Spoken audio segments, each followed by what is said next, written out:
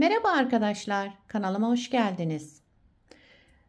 Bugün başlayacağım modelde kullanacağım ip şöyle orta kalınlıkta bir ip, 100 gram 230 metre uzunluğu olan saten bir ip. Bununla kolay, güzel, iki sıradan oluşan bir model başlayacağız. Şişlerim 3,5 numara. Dilerseniz yapım aşamalarına geçelim. İlmeklerimizi çıkartarak başlıyoruz. Bu modelde ilmek sayısı 2 ve 2'nin katları olması gerekiyor. Yani çift sayıda bitecek ilmeklerimiz. Yapacağımız örgüye göre bu şekilde ayarlayıp modelimizi tam denk getirerek kurabiliriz. Şöyle. Ben küçük bir anlatım yapacağım. Onun için az bir ilmek sayısına ihtiyacım var. Hemen sayalım. 2, 4, 6, 8, 10, 12, 14, 16. 16 ilmekle modelimi kurmaya başlıyorum. Ben lastik yapmayacağım. Onun için bir sıra düz örü, ters örüyorum arka yüzünde. İlmeklerimi çıkardıktan sonra bir sıra şu şekilde ters örerek örgümün ön yüzüne geçince modelimi kurmaya başlayacağım. Ama isterseniz lastik üzerine de başlayabilirsiniz. Ben lastiksiz başlayacağım. Şöyle bütün ilmeklerimi ters örerek devam ediyorum sıra sonuna kadar.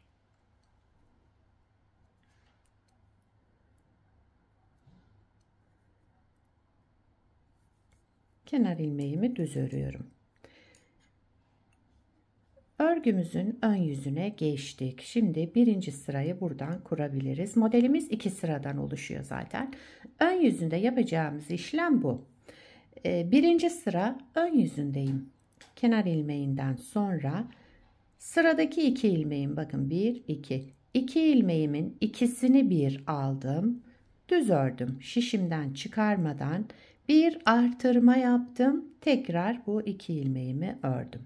2 ilmekten 3 ilmek çıkarmış oldum burada. 1 2 3.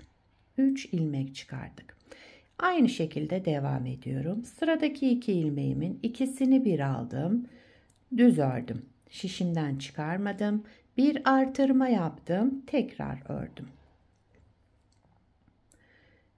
1 2 ilmekten 3 ilmek çıkardım burada. 2 ilmeği aldım, ikisini bir düz ördüm, şişimden çıkarmadan bir artırma yaptım.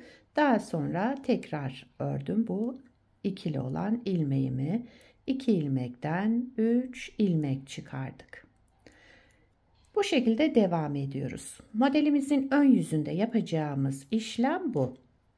2 ilmeği alacağız, ikisini bir kez örelim, şişimizden çıkarmadan bir artırma, tekrar örelim.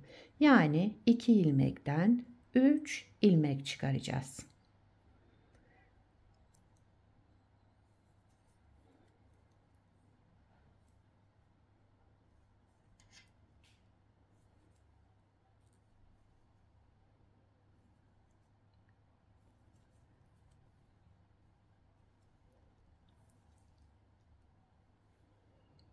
Evet, kenar ilmeğimi de düz ördüm. Birinci sırayı tamamladık. Ön yüzünde yapacağımız işlem hep bu. Bu şekilde yapacağız ön yüzünde. İkinci sıra arka yüzüne geçtim. Arka yüzünde de yapacağımız işlem bu. Kenar ilmeğimi örmeden aldım. İlmeklerim üçlü gruplar halinde. 1, 2, 3. Bakın. Hepsi üçlü gruplar halinde. Bunun birinci ilmeğini ters örelim. Diğer kalan 2 ilmeği, bakın şöyle 2 ilmeğim kaldı. Bunun ikisini bir alarak düz örelim. Ön yüzünde artmıştı birer ilmeğimiz. Arka yüzünde tekrar onu kesmiş olduk. Eski sayısına düşürdük. Bir ters, kalan ikiliyi de ikisini bir alarak düz. Bir ters ilmek, kalan ikisini bir aldım, düz ördüm. Arka yüzünde yapacağımız işlem bu. Gördüğünüz gibi gayet kolay, çabuk ilerleyen, güzel, şöyle pıtır pıtır bir model.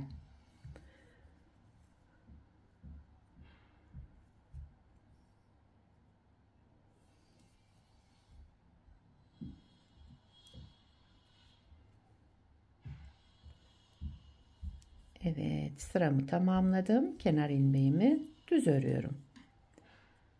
Modeli bir kez kurmuş olduk. Bakın model böyle. İsterseniz bir kez daha kuralım. Birinci sıra ön yüzündeyim. Kenar ilmeğinden sonra sıradaki iki ilmeğin, bakın biri ters biri düz. Bunun ikisini bir aldım. Düz ördüm. Şişimden çıkarmıyorum. Bir ilmek artırma yaptım. Tekrar bu iki ilmeği ördüm ve şişimden çıkardım. 2 ilmekten 3 ilmek çıkardık. Aynı şekilde devam ediyoruz. İlmeklerimizi hep ikili ikili alıp 3 ilmek çıkartıyoruz. Çok sıkı yapmayın bu modelde. Biraz şöyle daha rahat, gevşek alırsanız daha düzgün, daha güzel, kabarık görünecek. Çok sıkı yaparsanız iç içe giren bir model olur ve güzel görünmez.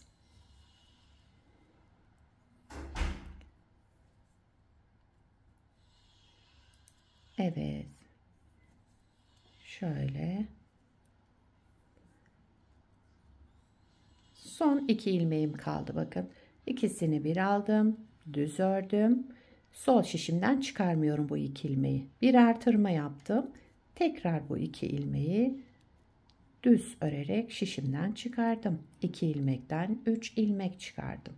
Kenar ilmeğimi düz ördüm. Birinci sıramızı tamamladık. İkinci sıra arka yüzündeyim. Kenar ilmeğinden sonra üçlü üçlü ilmeklerimiz var. Bunun birinci ilmeğimi ters örüyorum. Diğer iki ilmeğini, ikisini bir alarak düz. Yani bir ters, bir düz. Düzleri ikili ilmek alıyoruz. 2 ilmeği birden alıyoruz. Bir ters, bir düz ördüm. Bir ters, bir düz örerek devam edelim.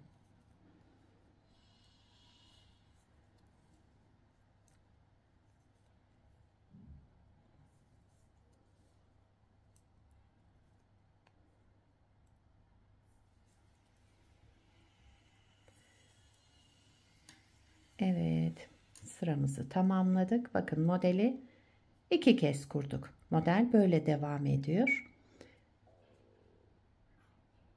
Bir parçada daha önce hazırladım. Şöyle aynı ipi kullandım ama 4 numara şişle yaptım bunu da.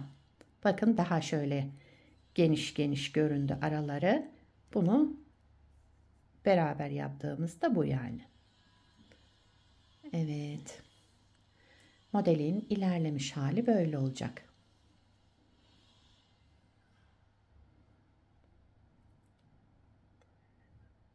Arka yüzü de şöyle bir görüntüsü var. Her iki tarafın da kullanılabileceği güzel modellerden. Bakın arka yüzü de gayet güzel. Ön tarafta aynı şekilde. İki tarafı da kullanabilirsiniz bu modelde. Yetişkin örgülerinde, çocuk örgülerinde hepsinde kullanabilirsiniz. Etol şal yapımında kullanabilirsiniz. Ona uygun iplerle.